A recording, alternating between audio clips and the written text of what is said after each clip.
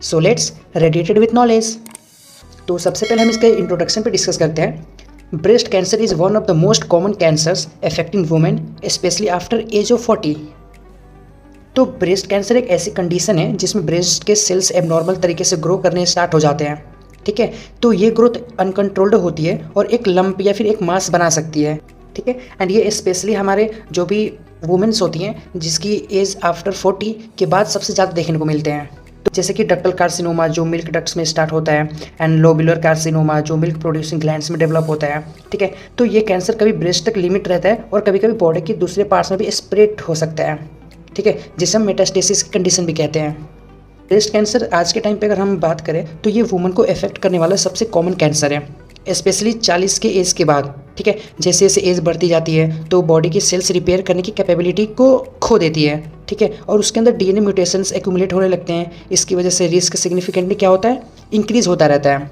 ठीक है, जिसे मेंस्ट्रुअल साइकिल की ड्यूरेशन, हार्मोन्स के एक्सपोजर्स, मेनोपॉज टाइमिंग और प्रेगनेंसी हिस्ट्री जैसे फैक्टर्स भी रिस्क मॉडिफाई करते हैं। ठीक है, इसलिए पोस्ट 40 के बाद एज के बाद रेगुलर स्क्रीनिंग इंपॉर्टेंट कंसीडर की जाती है, जिससे कि हमें टाइम रहते कैंसर का पता चल सके।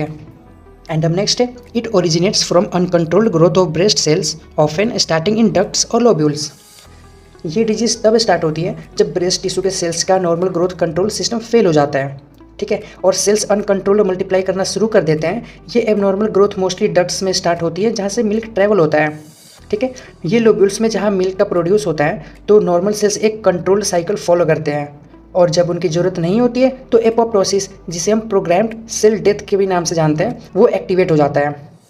ठीक है, लेकिन कैंसर सेल्स के मैकेनिज्म को इग्नोर कर देते हैं, जिसके रिजल्ट में ट्यूमर डेवलप होता है एंड जो आगे चल के लिम्फ नोड्स, ब्लड स्ट्रीम के थ्रू दूसरे ऑर्गन्स या बॉडी पार्ट्स तक स्प्रेड हो सकता है।